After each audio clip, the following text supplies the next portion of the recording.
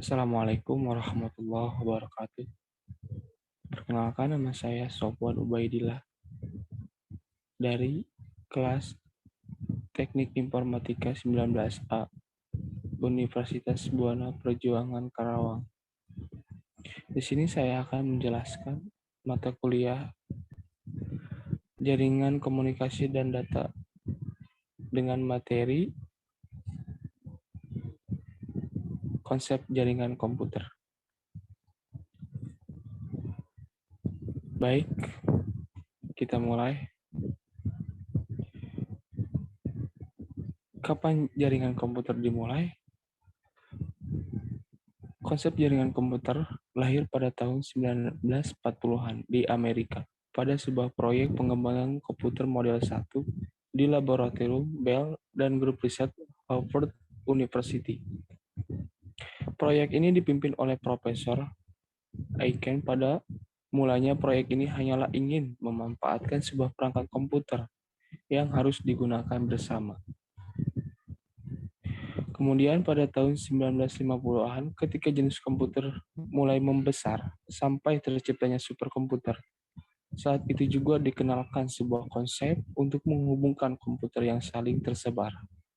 Konsep tersebut adalah konsep distribusi proses berdasarkan waktu yang dikenal dengan nama Time Sharing System. Maka untuk pertama kali bentuk jaringan atau network komputer diaplikasikan pada sistem time sharing system. Beberapa terminal komputer terhubung secara seri ke sebuah host komputer. Dalam proses time sharing system, mulai nampak perpaduan teknologi komputer dan teknologi telekomunikasi yang pada awalnya berkembang sendiri-sendiri. Lalu memasuki kepada tahun 1970-an, setelah beban pekerjaan bertambah banyak dan harga perangkat komputer itu mulai besar, mulai terasa sangat mahal sekali, maka mulailah digunakan konsep proses distribusi. Dalam proses ini, beberapa host komputer mengerjakan sebuah pekerjaan besar secara paralel untuk melayani beberapa terminal yang tersambung secara seri di setiap host komputer. Dalam proses ini, sudah mutlak diperlukan perpaduan yang mendalam antara teknologi komputer dan telekomunikasi. Karena selain proses yang harus distribusikan, semua host komputer itu wajib melayani terminal-terminalnya dalam satu perintah dari komputer pusat.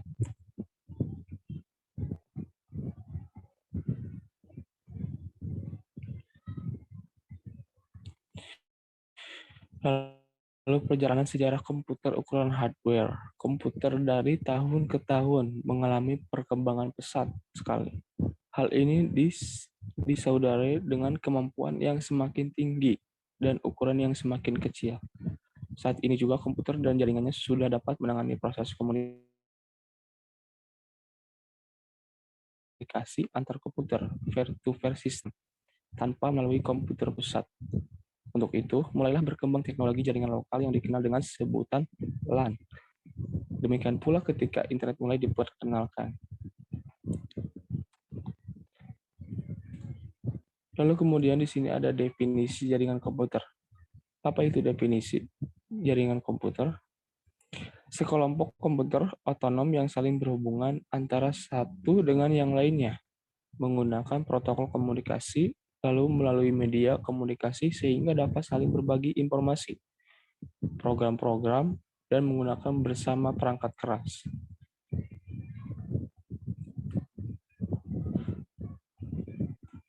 Dan apa itu tujuannya membangun jaringan komputer? Suatu jaringan komputer dibangun untuk membawa informasi secara tepat dan tanpa adanya kesalahan dari sisi pengirim, transmitter menuju ke sisi penerima atau receiver melalui media komunikasi.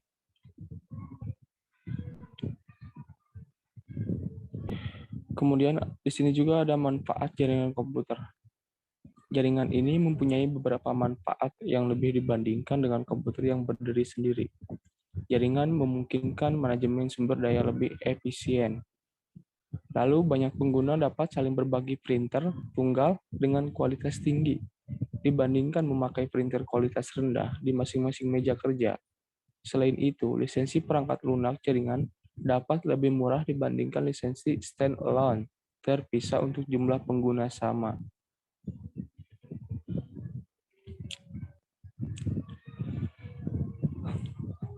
Lalu tipe jaringan berdasar jarak jangkauan. Di sini ada beberapa jaringan, ada LAN, WAN, MAN. Apa itu LAN?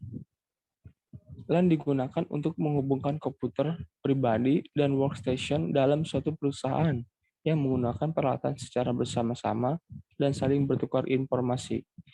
Lalu pada umumnya, LAN dimiliki oleh suatu perusahaan tanpa adanya campur tangan lain, misalnya jaringan telekomunikasi.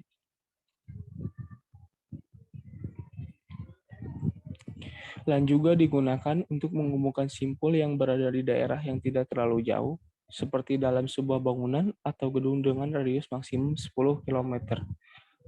Lalu dalam LAN umumnya, kecepatan pengirim data sangat tinggi, misalnya 10 Mbps dengan 100 Mbps, bahkan ada yang sampai dengan 1000 Mbps.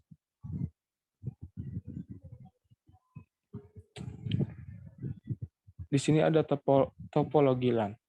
Topologi ini menguraikan cara bagaimana komputer terhubung dalam suatu jaringan. Lalu juga topologi fisik menguraikan layout aktual dari perangkat keras jaringan, sedangkan topologi logika menguraikan perilaku komputer dalam jaringan dari sudut pandang operator.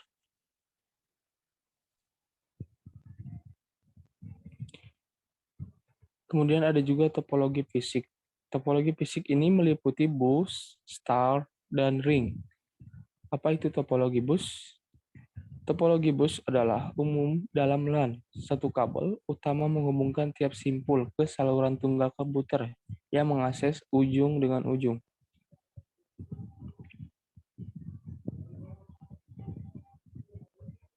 Dalam topologi star, sebuah terminal pusat bertindak sebagai pengatur dan pengendali semua komunikasi data yang terjadi. Semua kontrol dalam topologi star dipusatkan pada satu titik yang dinamakan stasiun primer dan terminal lain sebagai stasiun sekunder. Lalu kemudian ada topologi ring, hampir sama dengan topologi bus, yaitu hanya saja ujung dari topologi ini dihubungkan dengan ujung yang lain hingga menyerupai lingkaran.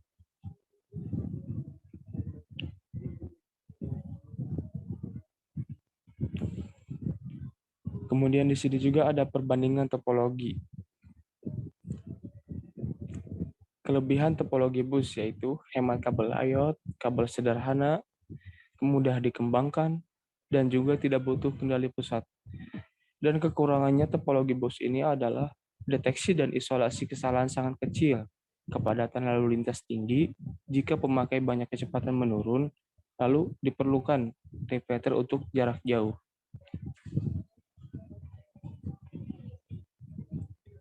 Lalu ada topologi ring. Kelebihannya yaitu dapat melayani lalu lintas yang padat, hemat kabel. Kemudian kekurangannya yaitu kerusakan pada media pengirim dapat melumpuhkan kerja seluruh jaringan lambat karena menunggu token, lalu pengembangan jaringan lebih kaku.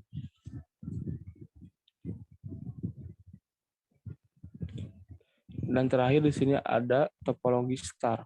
Kelebihannya itu yaitu fleksibel, penambahan, pengurangan, tidak mengganggu terminal lain, kontrol terpusat. Kekurangannya adalah boros kabel, kontrol terpusat menjadi elemen kritis. Baik, mungkin itu saja yang bisa saya jelaskan. Kurang lebihnya mohon dimaafkan. Assalamualaikum warahmatullahi wabarakatuh.